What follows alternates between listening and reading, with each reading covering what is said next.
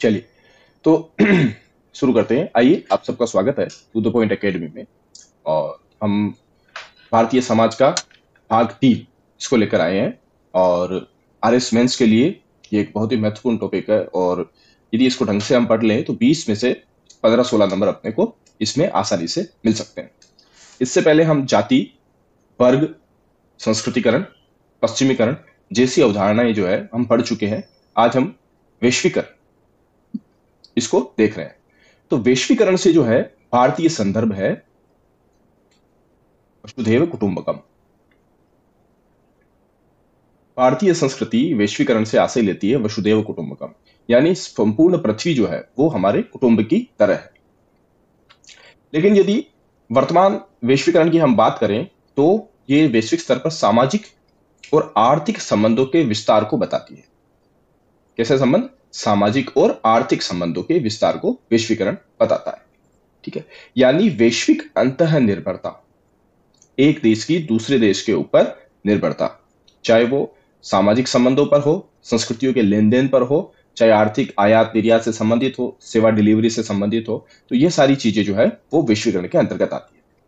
यदि वैश्वीकरण के कारक की बात करें तो ऐसे कौन से कारक है जो वैश्वीकरण को प्रभावित करते हैं या वैश्वीकरण को प्रोत्साहित करते हैं?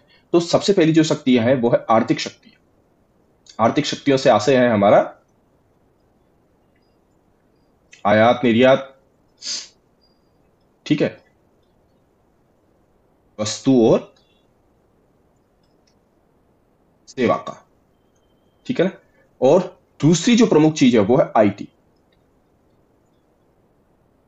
यानी इंटरनेट।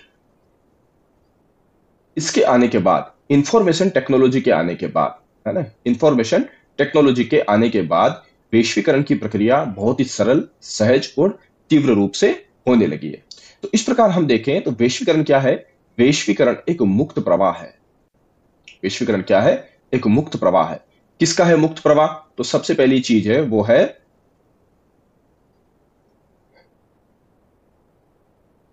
उत्पादों व वस्तुओं का मुक्त प्रवाह, ठीक है। दूसरा, पूंजी का मुक्त प्रवाह। इसके बाद तकनीक का मुक्त प्रवाह, श्रम और श्रमिकों का मुक्त प्रवाह।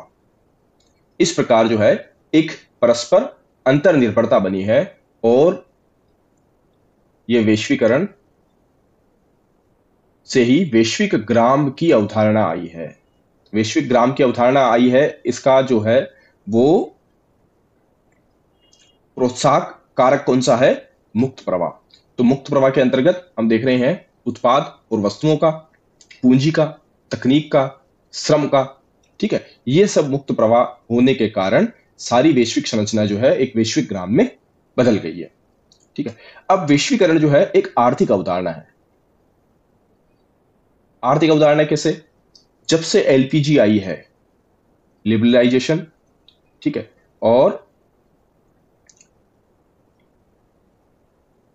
प्राइवेटाइज, जब से ये आर्थिक अवधारणा कैसे है कि जब से एलपीजी है, लिबरलाइजेशन, प्राइवेटाइजेशन और ग्लोबलाइजेशन, उससे जो है बाजारीकरण बढ़ा है। बाजारीकरण में वृद्धि हुई है। और वैश्विकवाद का प्रसार, जो एक आयाम है इसका, वो है पश्चिमीवाद का प्रसार। पश्चिमीवाद हमने पश्चिमीकरण में देखा था कि जो नकारात्मक और सकारात्मक चीजें हमको मिली है, तो पश्चिमीवाद ने भी वैश्वीकरण को प्रसारित किया है। वैश्वीकरण एक नव उपनिवेशवाद के रूप में जो प्रधान संस्कृतियां हैं, प्रधान समाज व संस्कृतियां हैं,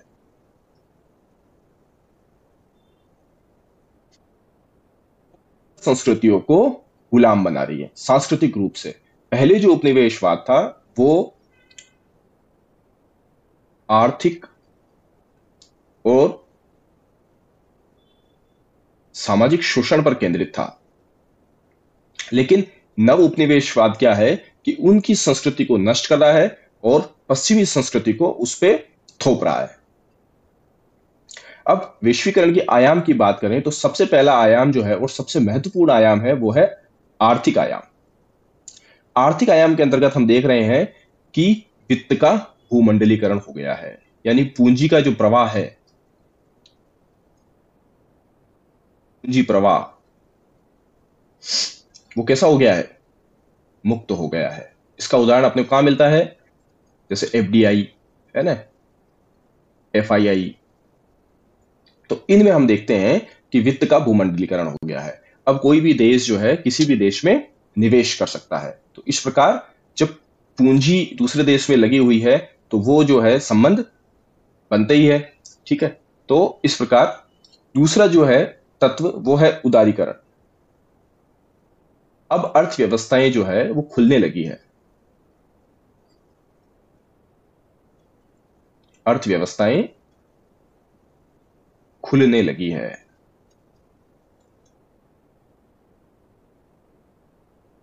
संरक्षणवाद जो है वो है समाप्त हो रहा है।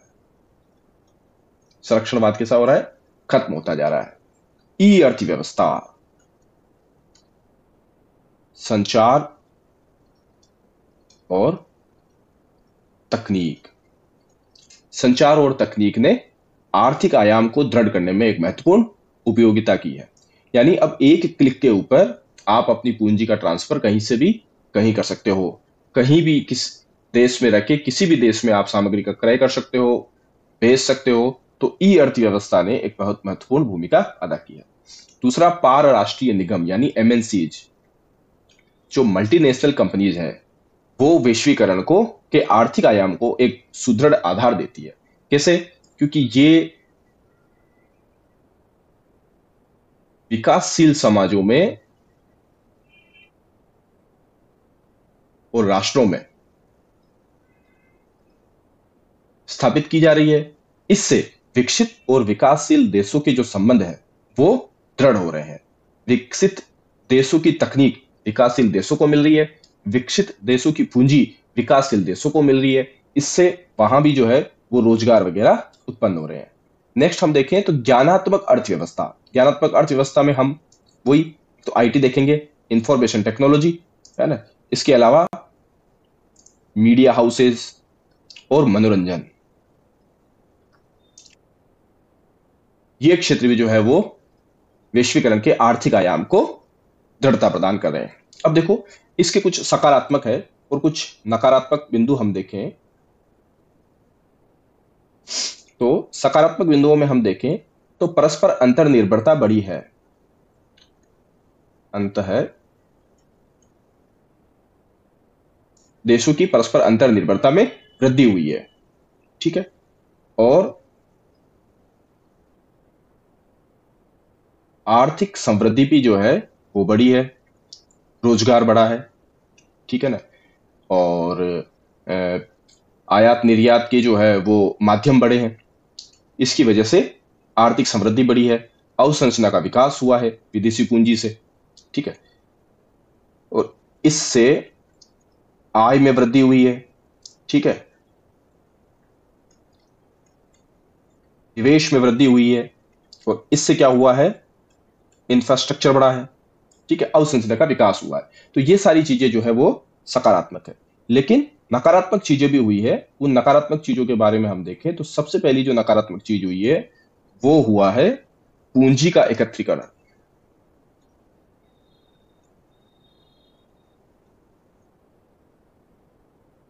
निवेश से जो लाभ प्राप्त हो रहा है, चाहे वो अवसंरचना में हो या शेयर मार्केट में हो, ये सारा पूंजी का एकत्रीकरण कहां हो रहा है? पश्चिमी देशों में। यानी विकासशील देशों की पूंजी निकलकर पश्चिमी देशों में एकत्रित हो रही है। स्वदेशी कंपनियों का नुकसान हो रहा है क्योंकि एमएनसीज के सामने स्वदेशी कंपनियां कमजोर हो रही है। ठीक है, क्योंकि उनके पास न तो इतना वित्त है, न ऐसी तकनीक है जिसकी वजह से वो विदेशी कंपनियों के मुकाबले प्रतिस्पर्धा कर सके। तो इस प्रकार जैसे ब्रिटिश शासनकाल में लघु कुटीर उद्योग नष्ट हो गए थे, उसी प्रकार जो है हमारी स्वदेशी कंपनियां खत्म हो गई है। ठीक है, हमारे कुटीर उद्योगों का पतन हो गया है।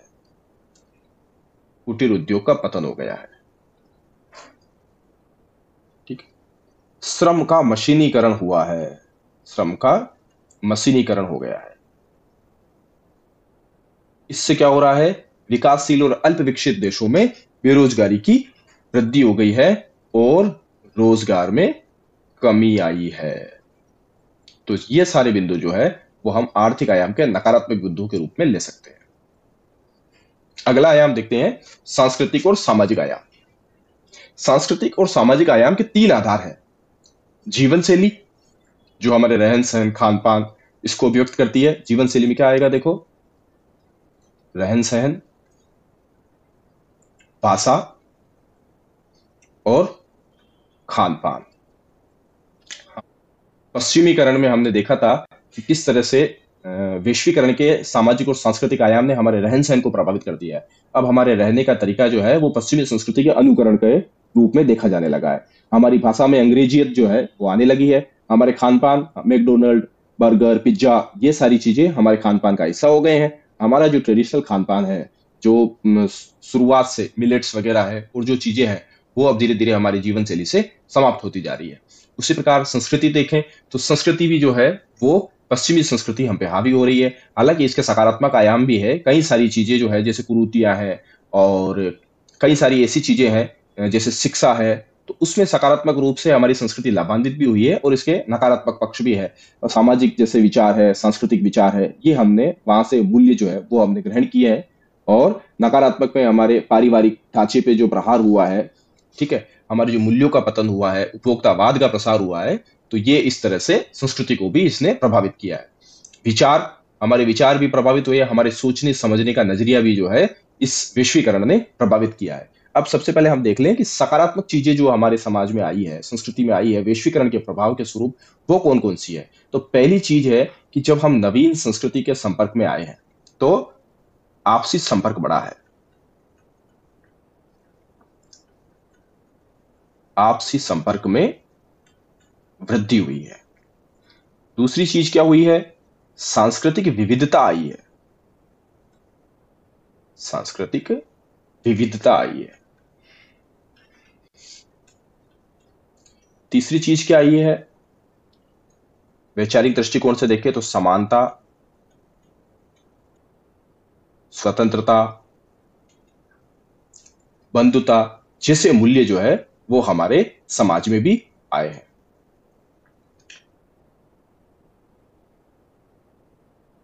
सामाजिक न्याय, सामाजिक न्याय का जो है वो विचार आया है।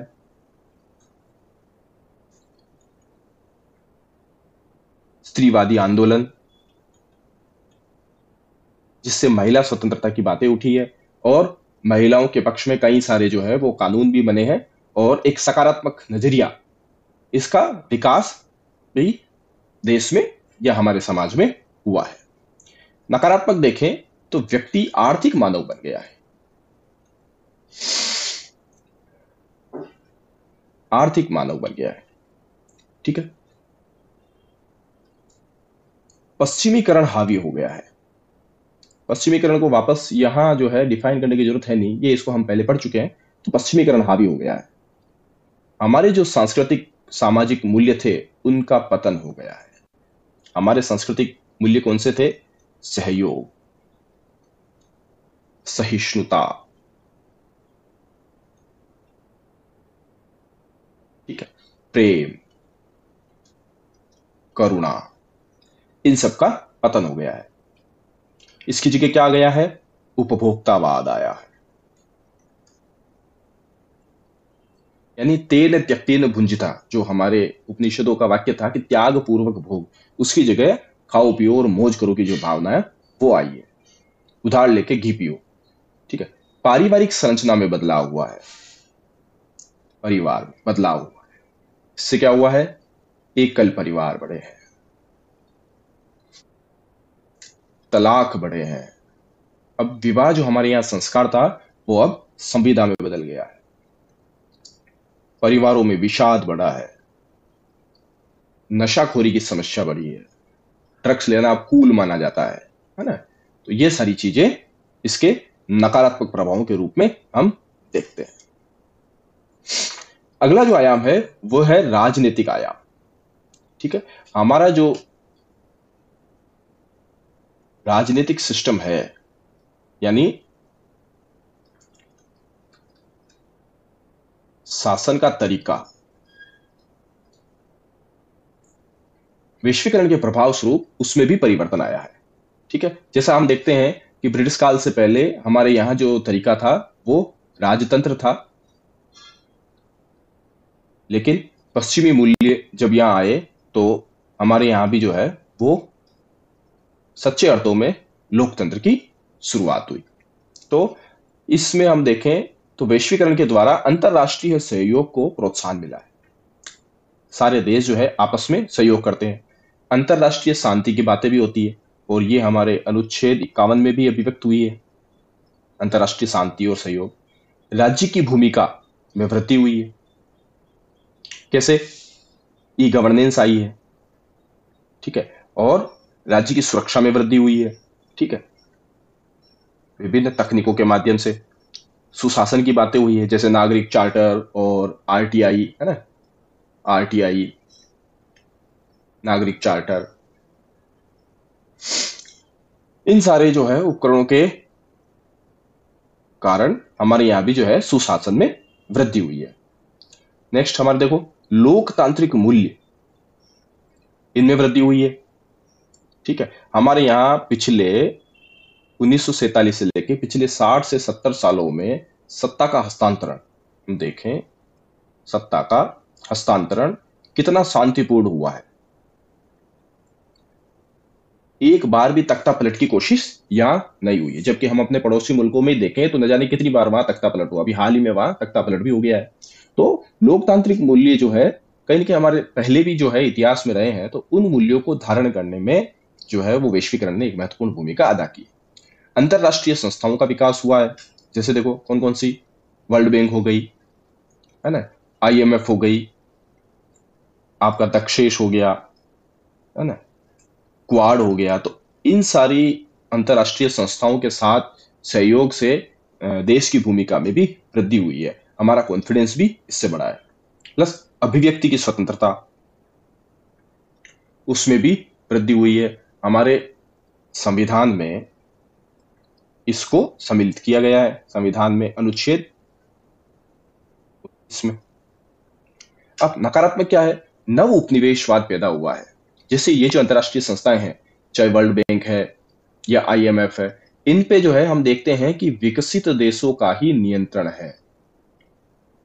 यूनाइटेड नेशन की बात करें तो वहां भी जो है 5 प्रभुत्वशाली देशों का सुरक्षा परिषद में नियंत्रण है। वो आज भी जो है नए देशों को शामिल करने पर एक मत नहीं हुए हैं। राज्य की संप्रभुता में कैसे कमी आई है? डब्ल्यूटीओ, ठीक है, वर्ल्ड ट्रेड ऑर्गेनाइजेशन वगैरह है, जलवायु परिवर्तन जैसे मुद्दे हैं,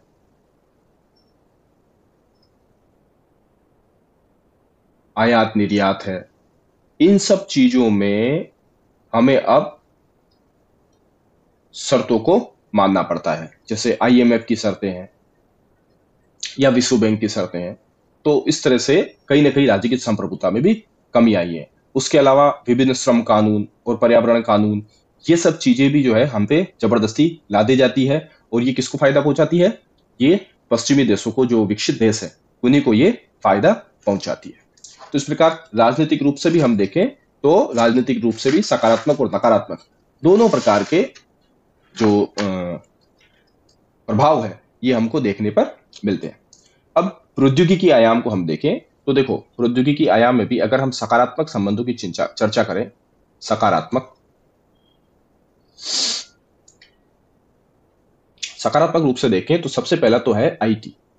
संचार और सूचना की क्रांति ने पूरे विश्व को वैश्विक ग्राम में बदल दिया है, ठीक है, और इससे जो कमजोर देश हैं उनको भी विभिन्न तकनीकें मिली है, जिसके माध्यम से सुशासन ने गति पकड़ी है, और 4.0 जो आर्थिक क्रांति है उसके मार्ग पे हम सब चल रहे हैं, ठीक है। ज्ञान आधारित अर्थव्यवस्था जो है वो बढ़ रही है, आईटी, मीडिया हाउसेज, मनोरंजन, उसका उपयोग करके। इसके अलावा प्रौद्योगिकी में विचार अभिव्यक्ति को प्रोत्साहन मिला है, विचार अभिव्यक्ति को प्रोत्साहन मिला है। अभी हम सोशल मीडिया के माध्यम से जो भी हमारे मन में विचार आ रहे हैं उसको हम फटाफट अभिव्यक्त कर सकते हैं। ठीक है। इसके अलावा राजनैतिक अभिवृत्ति के निर्माण में भी, राजनैतिक अभिवृत्ति के निर्माण में भी प्रौद्योगिकी ने एक महत्वपूर्ण भूमिका का निर्वहन किया है, और इससे हम कई देशों में सामाजिक क्रांति को भी हम देख चुके हैं, जैसे चमेली क्रांति, और मध्य एशिया है, वहां कई प्रकार के देशों में इस प्रौद्योगिकी के माध्यम से क्रांतियां भी हम देख चुके हैं।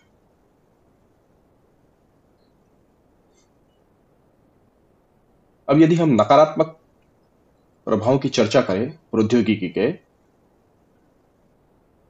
नकारात्मक प्रभाव, तो सबसे पहला जो है वो है साइबर असुरक्षा। साइबर असुरक्षा, साइबर ठगी। ये घटनाएं हम रोज देखते हैं। डिजिटली रूप से बंदी बना लिया जाता है, झूठ बोल के पैसा ठग लिया जाता है, ओटीपी, और ये सारी चीजें हम रोज अखबारों में देखते हैं। तो हम देख रहे हैं कि साइबर रूप से हम कितने असुरक्षित हैं। आज हमारा डेटा जो है वो सबके पास पहुंच गया है, हमारी निजता जो है वो खत्म हो गई है। ठीक है। तो दूसरा पॉइंट देख लेते हैं, हमारी निजता का हनन हुआ है। निजता का हनन हुआ है, हमारी प्राइवेसी खत्म हो चुकी है। ठीक है। साइबर आतंकवाद बढ़ा है। साइबर आतंकवाद बढ़ा है। भारत और इंडिया में एक डिजिटल डिवाइड पैदा हुआ है। दो जनरेशन बन गई है। एक जो है वो डिजिटली बहुत सक्षम हो गई है, ऊंचे पायदान पे है। दूसरी जो अभी भी अशिक्षा से जूझ रही है, जिसके पास तकनीकी रूप से उतने सक्षम सामग्री नहीं है। इसलिए यहाँ जो है वो विकास होता जाएगा और ये जो है वो पिछड़ता जाएगा। तो इंडिया वर्सेस भारत की खाई गहरी होती जा रही है। इससे विभिन्न पर्यावरणीय समस्याएं पैदा हो गई है। जितना जितना हमने तकनीक के क्षेत्र में प्रगति की, उतनी उतनी जलवायु के जो है वो खतरे बढ़े गए हैं। इनमें हम देख चुके हैं ओजोन क्षय, ठीक है, जलवायु परिवर्तन और जैव विविधता संकट।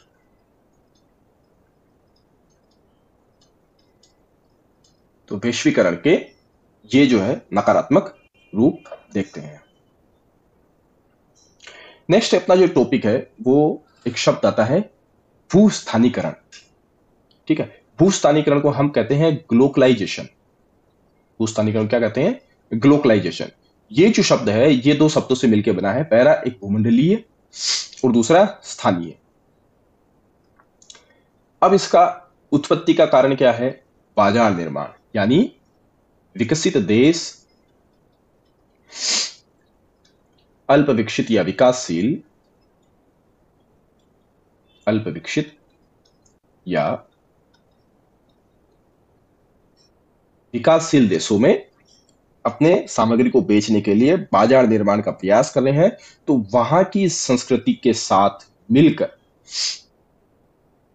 नए उत्पादों का निर्माण कर रहे हैं। जैसे देखो, भारत में ही हम देखें तो स्टार टीवी, एमटीवी, विभिन्न कार्टून नेटवर्क जो अपने विषय कहां से चुनते हैं? भारतीय समाज से। भारतीय समाज से विषय चुनते हैं।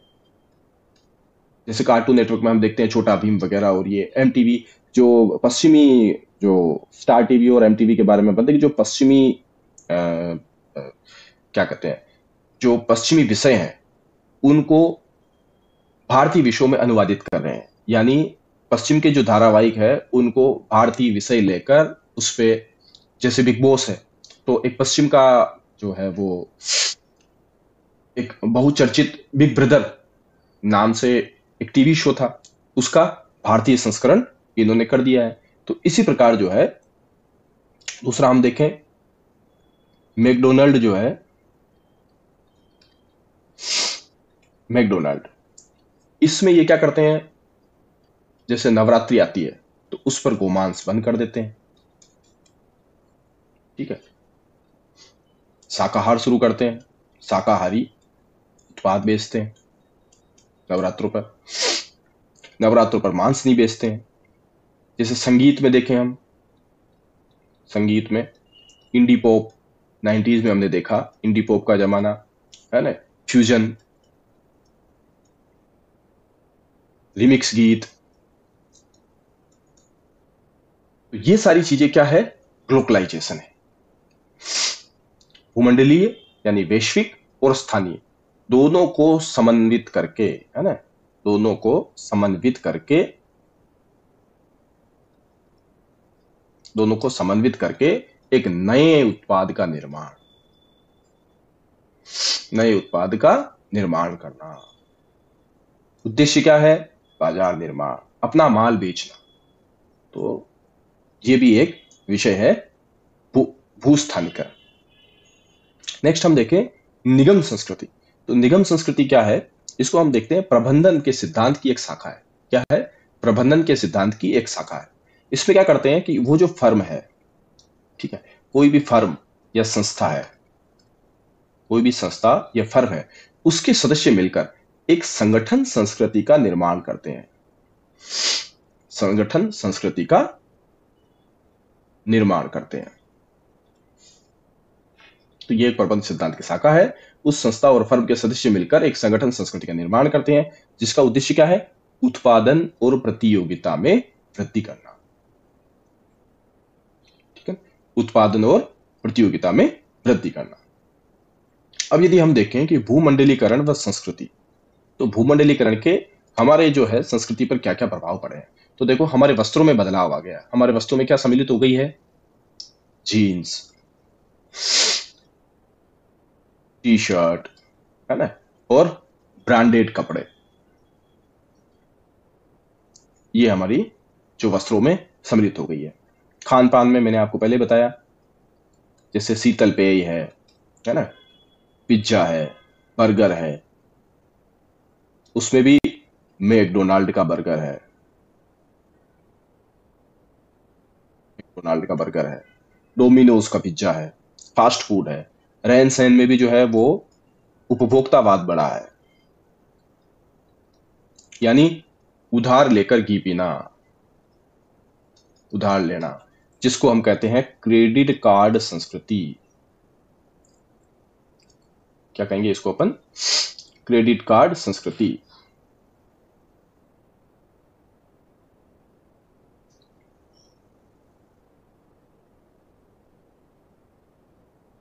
क्रेडिट कार्ड संस्कृति, ठीक है।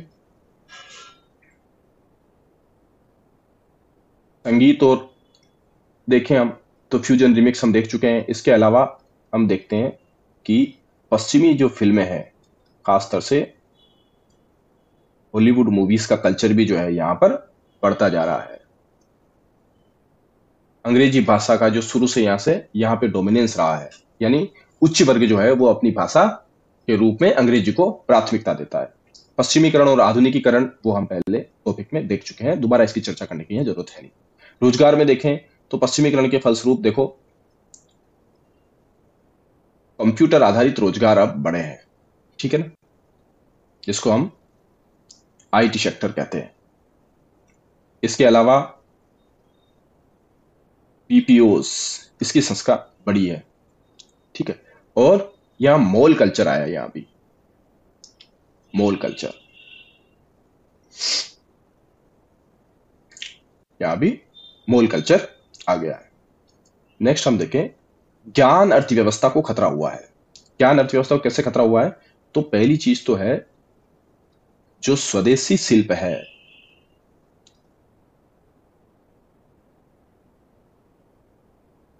स्वदेशी शिल्प है उसको खतरा हो गया है, ठीक है। हमारी साहित्यिक परंपरा को भी खतरा हुआ है,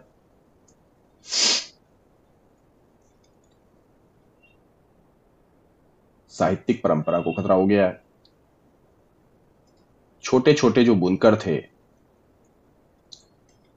जो हस्तशिल्प निर्माता थे, हस्तशिल्प,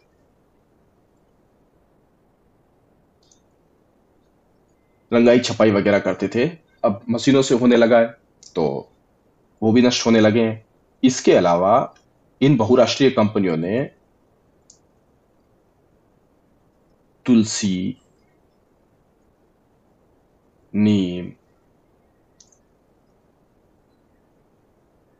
बासमती चावल जैसे जो भारतीय उत्पाद है उनके भी पेटेंट का प्रयास किया है। तो इस प्रकार ज्ञान अर्थव्यवस्था को भी खतरा हुआ है। तो ये जो है वैश्वीकरण के मुख्य रूप से प्रभाव अपने को देखने को मिलता है। एक नया टॉपिक छोटा सा हम देख लेते हैं, पंथ निरपेक्षता।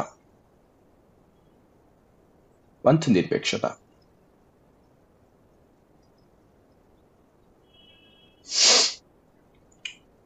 पंथ निरपेक्षता ये हम देखें कि पश्चिमी देशों में और भारत में पंथ निरपेक्षता के संबंध में अंतर क्या है। पश्चिमी देश और भारत, पश्चिमी देश जहां धर्म से तटस्थ है, उनको कोई लेना देना नहीं है, और हम सकारात्मक हस्तक्षेप करते हैं, सकारात्मक हस्तक्षेप करते हैं, यानी जहां आवश्यकता होती है हम हस्तक्षेप करते भी हैं। ठीक है ना? क्यों? क्योंकि भारत एक ऐसा डाइवर्स देश है जहां कई सारी सभ्यताएं, कई सारी संस्कृतियां हजारों सालों से आती रही है और उनका यहाँ स्थानीकरण होता रहा है। आज भी यहाँ कई सारे धर्म अवस्थित हैं जिनके अपने अपने रीति रिवाज हैं। तो मानव मात्र की भलाई के लिए, मानवाधिकारों के लिए हमें कभी न कभी उनमें हस्तक्षेप करना पड़ता है। ठीक है। दूसरा ये है कि ये जो है पश्चिमी देश किसी प्रकार का धार्मिक अनुदान नहीं देते हैं, लेकिन हमारे यहां अल्पसंख्यक समुदायों को ऐसी व्यवस्था है। ठीक है, अल्पसंख्यकों को ऐसी व्यवस्था है।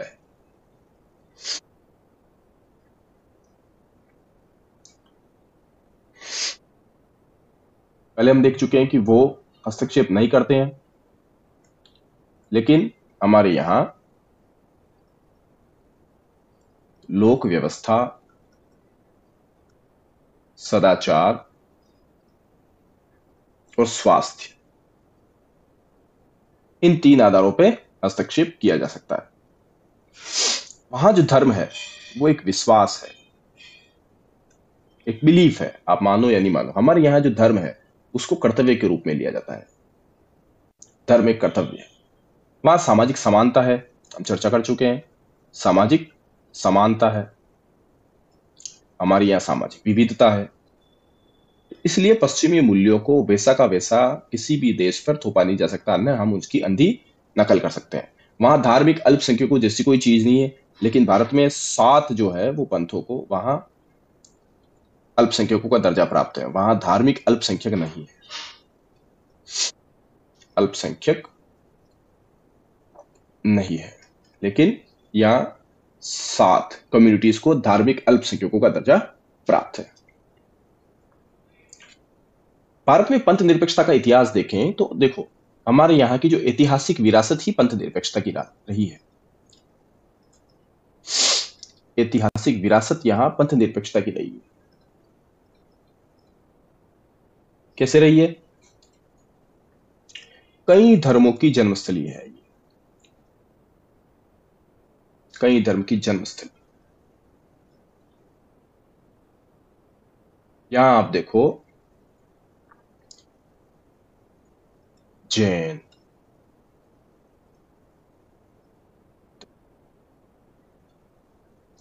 आजीवक, सिख, कई धर्म तो यहीं पैदा हुए हैं। इसके अतिरिक्त जो है वो कई हजारों साल से कई कई धर्मों के लोग यहाँ आए हैं और इस वजह से भारत में आत्मसातीकरण की प्रवृत्ति रही है। आत्मसातीकरण की प्रवृत्ति,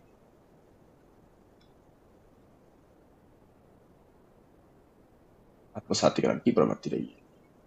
जो देश यहाँ आया वो यहीं का होकर रह गया। इसलिए कहते हैं ना कि यूनान, मिस्र, रोमा सब मिट गए जहां से कुछ बात है कि हस्ती मिटती नहीं हमारी, तो उसका कारण यह है कि यहाँ की जो संस्कृति है उसमें आत्मसातीकरण की प्रवृत्ति रही है। सभी धर्मों के प्रति यहाँ सहिष्णुता का भाव रहा है, सहिष्णुता हमेशा रही है।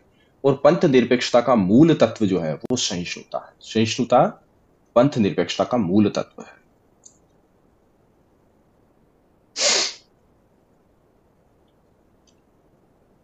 पंथ पंथ निरपेक्षता का मूल तत्व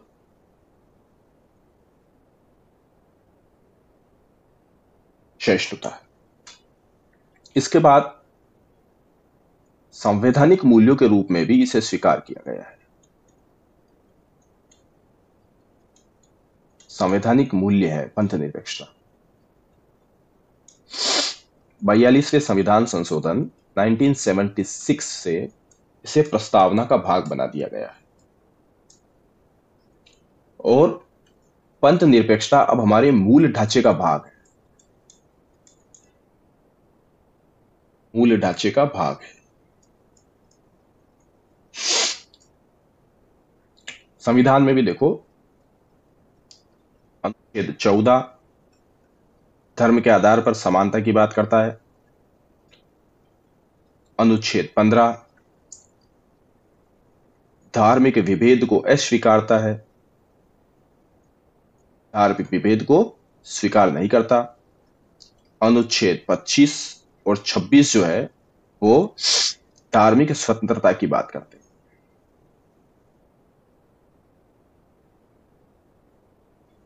ठीक है, ये मूल अधिकार। मूल कर्तव्य में भी हम हमेशा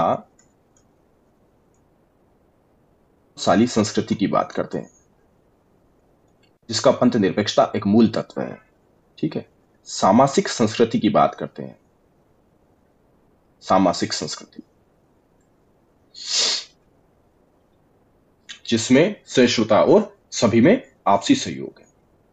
लेकिन इसकी कुछ चुनौतियां भी हैं, वो हम देखें। चुनौतियां,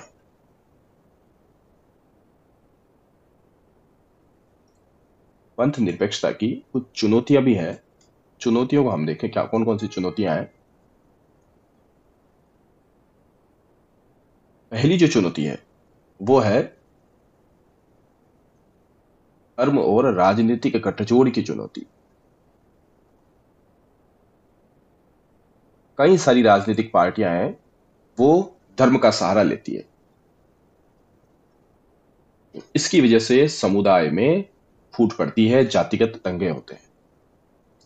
दूसरी, औपनिवेशिक विरासत। औपनिवेशिक विरासत, अंग्रेजों के काल से जो है वो फूट डालो और राज करो वाली नीति हमारे दिलो दिमाग पे ऐसी छाई हुई है कि ये हमारे पंथ निरपेक्षता के तत्व में एक चुनौती के रूप में काम करती है। तीसरा है अशिक्षा, बेरोजगारी और गरीबी। ये ऐसे तत्व हैं जिनकी वजह से किसी भी व्यक्ति को भड़काया जा सकता है।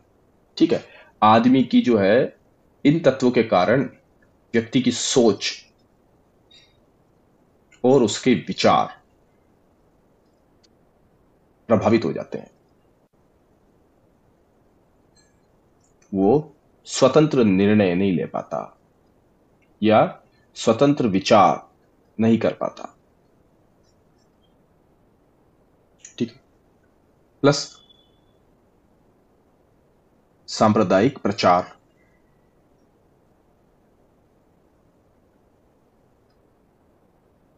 और एलपीजी, लिबरलाइजेशन, प्राइवेटाइजेशन और ग्लोबलाइजेशन, ये भी जो है प्रोपेगेंडा फैलाते हैं। एलपीजी के वजह से वैश्वीकरण है ना, तो विदेशी शक्तियां जो है वो विभिन्न प्रोपागंडा के माध्यम से सांप्रदायिक समस्या को बढ़ाते रहते हैं और पंथ निरपेक्षता जैसे मूल्य को चुनौती देते रहते हैं। ठीक है, ये हो गया हमारा समाजशास्त्र का भाग। नेक्स्ट टॉपिक में हम जो विभिन्न जनजातियां हैं उसके बारे में पढ़ेंगे। ठीक है, और हमारा प्रयास जो है वो यही रहेगा कि अगले 7 दिन में ये समाजशास्त्र जो है वो खत्म हो जाए, और फिर उसके बाद हम प्री जो है उस पर ध्यान देंगे, और राजस्थान के इतिहास और संस्कृति के साथ साथ हम राजस्थान की इकोनॉमिक्स वाला जो पोर्शन है वो भी अपन शुरू कर लेंगे इसमें। ठीक है, धन्यवाद, फिर मिलते हैं। और आपको यदि किसी भी प्रकार की कोई समस्या हो तैयारी से रिलेटेड, तो आप या तो मुझे